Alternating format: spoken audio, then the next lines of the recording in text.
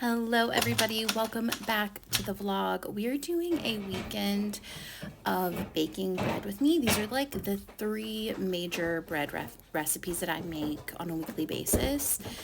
Not saying that I make all three of them every single week, but I do like to have them around. So if I don't have one of them in the freezer, I'll typically, we'll try and make all of them. So this weekend I made all three, and I'm just going to take you through like the real-time order in which I'm kind of doing it and integrating it.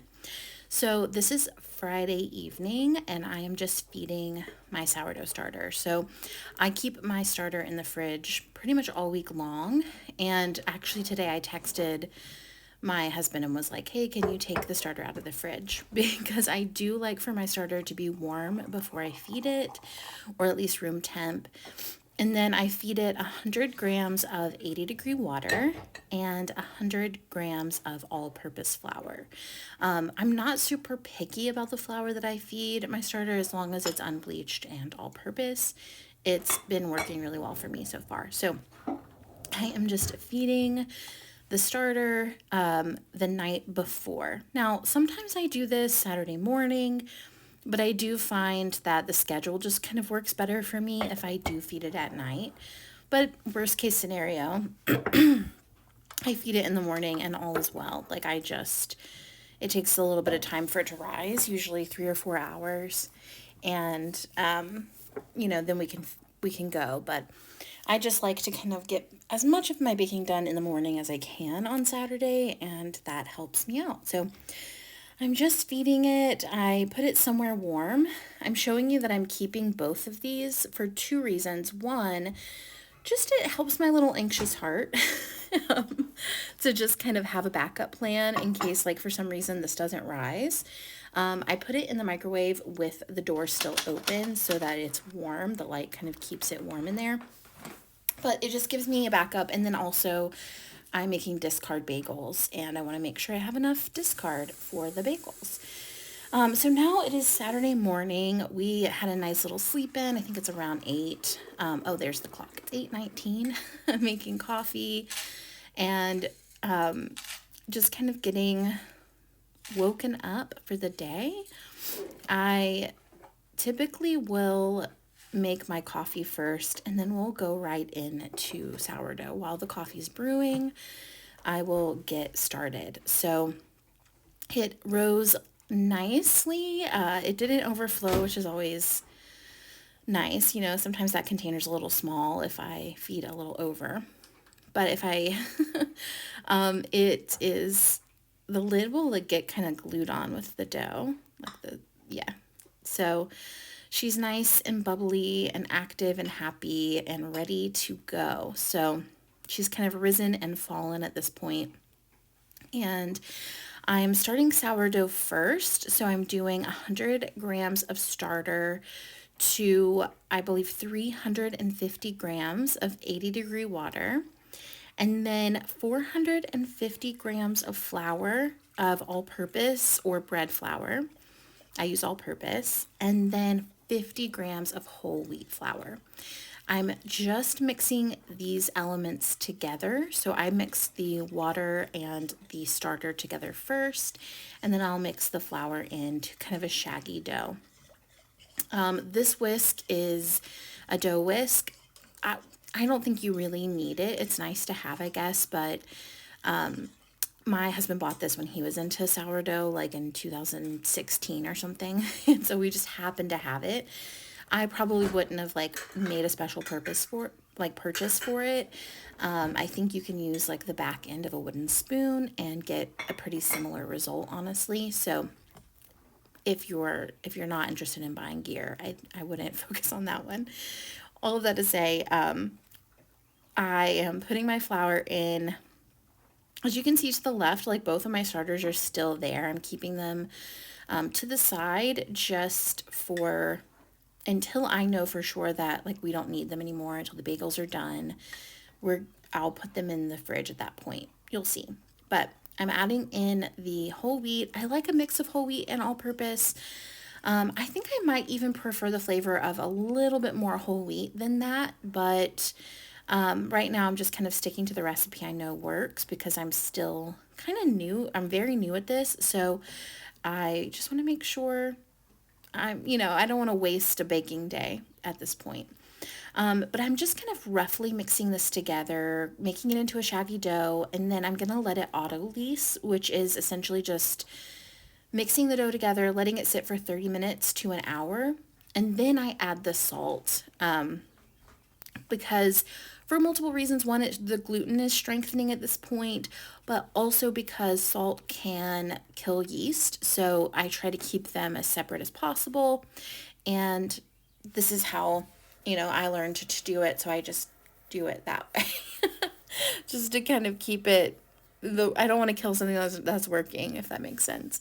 But it's auto-leased at this point, so I'm going to go ahead and mix in my salt.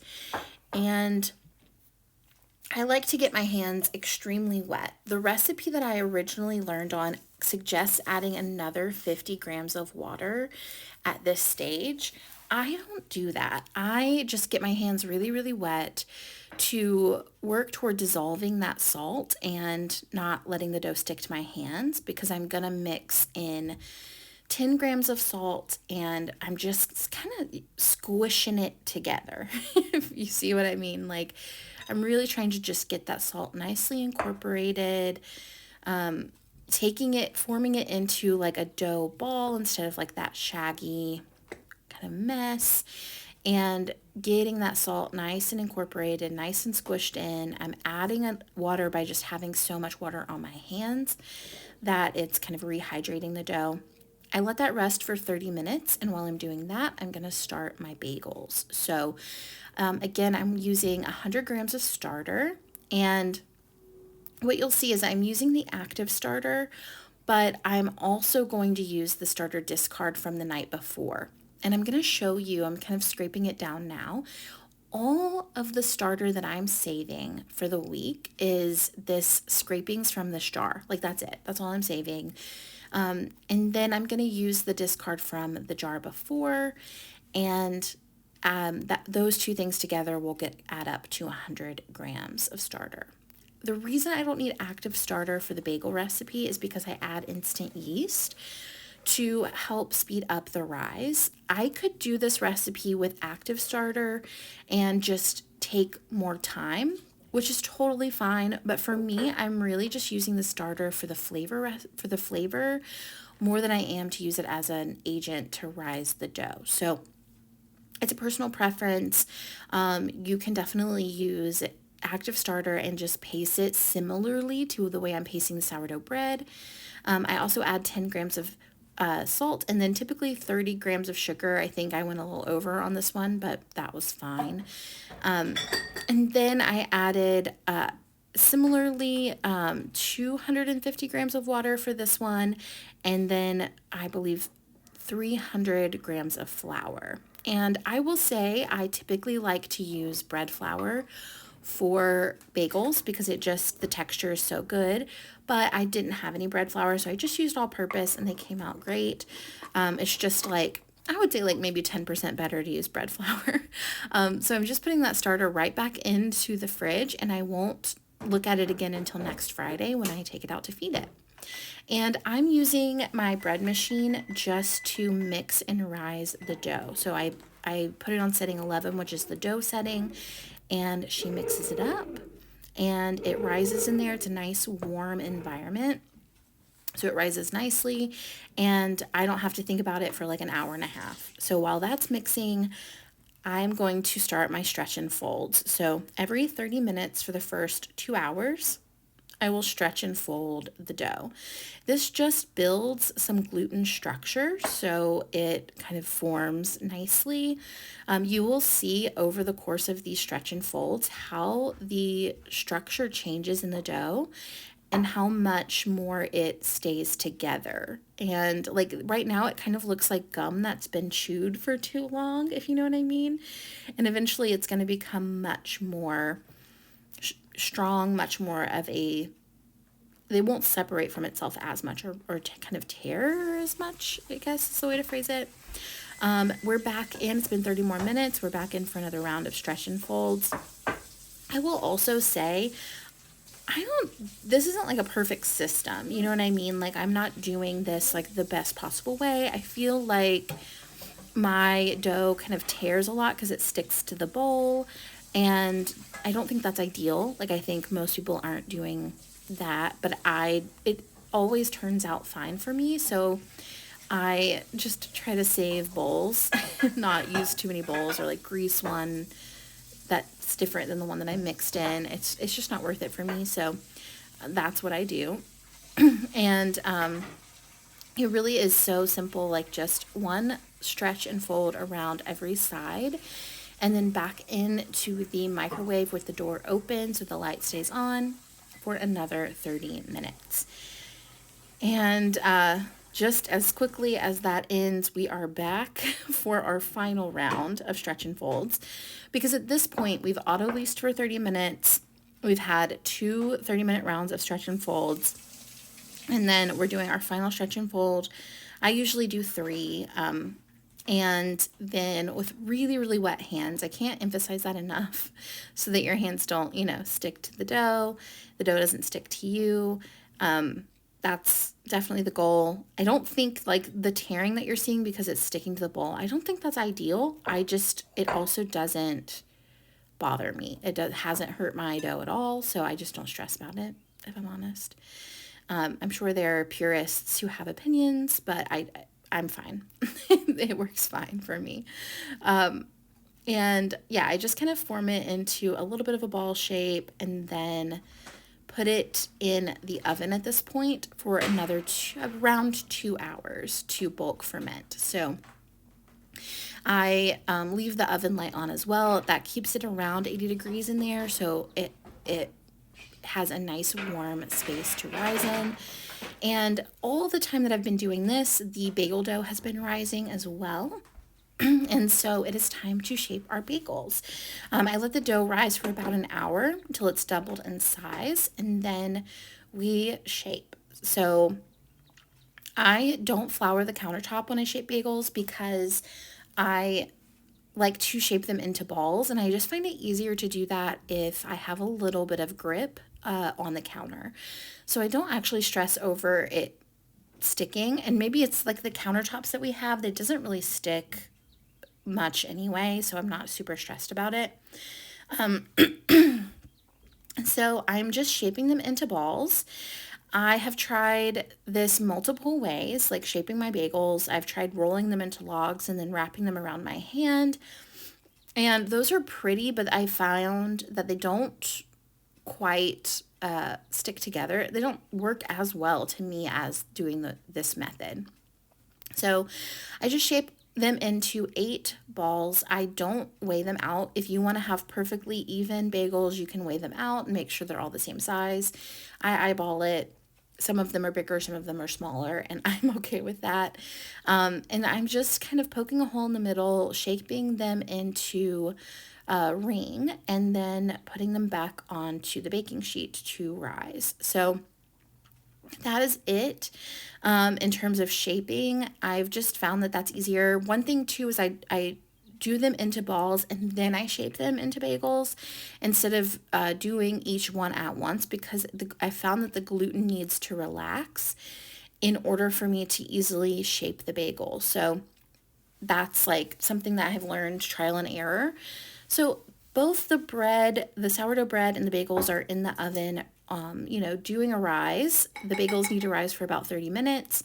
So while they are doing that, I'm going to get started on the third kind of bread. This is Japanese milk bread, which is what we use now for sandwich bread.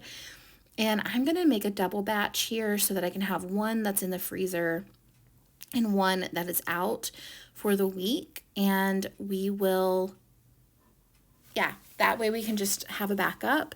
If I'm making it anyway, sometimes it's nice to just like, why not make a double batch? It'll save me a little bit of time in the following week. And what I'm making right now is called the tongzong, and this is like a natural preservative. It keeps the bread super moist for longer. And you just mix For a single batch, you do 3 tablespoons of milk, 3 tablespoons of water, 2 tablespoons of flour. I did double that because I'm doing a double batch. And when you start to see the lines form, I take it off the heat and give it a nice big mix, make sure all the liquid's been absorbed. This is my absolutely hideous Dutch oven that I use only for bagels and sourdough bread at this point. I could definitely give it a nice big scrub, but this is all just like from baking in a 500-degree oven every week. And it's she's looking rough, okay? And we're just gonna have to deal with that. But I'm gonna go ahead and put the water on to boil for the bagels while I finish up the Japanese milk bread. It takes so long for that water to come to the boil that I just find it easier to multitask. Another thing that I do that's kind of maybe gross is I don't use more than one bowl when I'm doing this Japanese milk bread. So I have this one bowl that has a tongs in it. I'm going to heat up my milk in it. You're going to see later that I melt my butter in it. And then I use it to collect my eggshells. Like, I don't want to use 40 bowls just because, all these ingredients are going together in the other bowl anyway. I cannot be bothered. So I put the tongsang in. I put in a full cup of milk. Again, we're doing a double batch. And then I'm doing 4 tablespoons of powdered milk in here because this is milk bread. So, all the moisture and all the protein. And while I'm doing this, the butter is melting. It's a full stick of butter for a double batch. And then we're adding in a 1/2 cup of sugar for this recipe as well. And this is what we call like an enriched bread, meaning it has eggs and milk and butter in it, which is super soft and so just kind of decadent. It's lovely. It's good for French toast. It's good for a soft sandwich bread. It's really good with like Nutella on it. And it makes like a nice airy toast, all the things. So we put the butter in. Now I'm going to add in my eggs. While we're doing this, I will say when I'm doing a bread machine dough, I have a certain way that I like to build it, which is that I put all of the ingredients except for flour and yeast in the bottom together. So salt, sugar, if it's enriched, butter, milk, eggs. And then I add in the flour as kind of like a barrier between the yeast so that the yeast has the best chance of survival. Also, I'm adding 600 grams of flour here. We are at the bare bottom of my flour at this recipe point. I was really getting nervous that I was going to be out of flour before I finish this recipe. So, glad that worked out. But I'm creating a little well just to add in the instant yeast. And I keep mine in the fridge, just in this jar. I'm adding 2 tablespoons for this recipe. And then I just put it right into the machine again. This makes things so easy because it's just kind of like the perfect environment for dough to thrive. And I just set it on the dough setting. It's going to mix up without needing anything from me. And then it's going to rise. Once it's done, it takes about 20 minutes to mix. And once it's done, it'll take like another hour and a half to rise. And so while that's happening, I'm going to boil and bake my bagels. I set it to 395 and I boil the bagels for about 15 seconds on each side. I don't love like a really thick crust on my bagels. I like it kind of in the middle. So I just do a really like 30 seconds of boiling and then we top them. So once they're all boiled, I give them a topping. It's just me and the husband this week, so I'm doing them all the same. I'm just doing cheese. I'm never this precious with how I add on the cheese. Usually I'm a little more like just get them covered, but that cheese particularly was pretty like thick, so I felt like I needed to place it intentionally. And they bake for about 25 minutes at 395, and they come out looking so good. And this time they came out so good and they smelled so good that I immediately used them for lunch. And made a sandwich like while it was still hot, and y'all, it was so good. I think my favorite cheese to put on bagels is like yellow cheddar, if I'm honest. I think that's probably been the best, but this one was fine. It was good too. So I ate my lunch and came back to check back in with the sourdough. At this point, it had been 2 more hours, and she's nice and jiggly, which is what I'm trying to show you. And I'm just going to go ahead and shape her up. I am really looking for it to be jiggly and bubbly, and that's when I feel like it's done. I err on the side of underproofing my dough, because it's easy to work with. Even if it's underproofed, it's not the worst thing in the world, versus if it's overproofed, it's kind of like everything turns into slop and mush. And so I I just err on that. I err on that side typically. So I'm doing a rough shape right now just to let it bench rest. So this isn't my final shaping. I'm just kind of getting it into a ball, and then I'm going to set it aside and let it rest for about 30 minutes, between 30 minutes and an hour. I love that little bubble on the side. That's good sign. And I'm flouring up my surface now to begin shaping the Japanese milk bread. I will say, like with the bagel dough, it didn't really stick to the counter, and neither does the sourdough for me, honestly. But the enriched Japanese milk bread dough will definitely stick to the counter. So I make sure to flour that up. This is a double batch, so it's a huge batch. I probably could have even floured my bench scraper for this one because it's so sticky. But I'm just cutting each half into fourths. And again, I'm just eyeballing this. You'll see at the end, like, how uneven that makes it. But for me, I'm not making it to look pretty. I'm making it to taste good. So I don't really care. If you are, like, more of a perfectionist, or you just kind of, like, want it to, I don't know, if that is something that's important to you, you could weigh it so that you can make sure each of the fourths are the same size. I just don't do that. Another thing that I should do that would be helpful that I tend to not do is let it rest for a minute so it's easier to work with. I just usually am too impatient. So it's harder to roll out, if the gluten's not relaxed. It'll kind of shrink back in on itself. But I just don't. So you roll the fourth out until it's kind of like this long piece, and then you fold it in on itself to laminate it. If you wanted a really delicate, like layered dough, you could laminate this over and over again, really. Like you could kind of do this more than one time. I just do it one time, and then I roll it into a log and place them next to each other in a bread pan. And again, I'm going to overemphasize that this is a double batch, so I'm doing 2 bread pans, but I'm putting that into the microwave to rise for, this took like 45 minutes, I want to say. Usually it's about half an hour, but this time it took a little longer. But I just let them rise in the microwave while I do my final shaping on the sourdough. I'm just really trying to build as much tension in the sourdough as possible. So I'm kind of tucking from all sides, kind of pulling and like building a bunch of tension. And then I'm going to turn it over in a minute and kind of pull.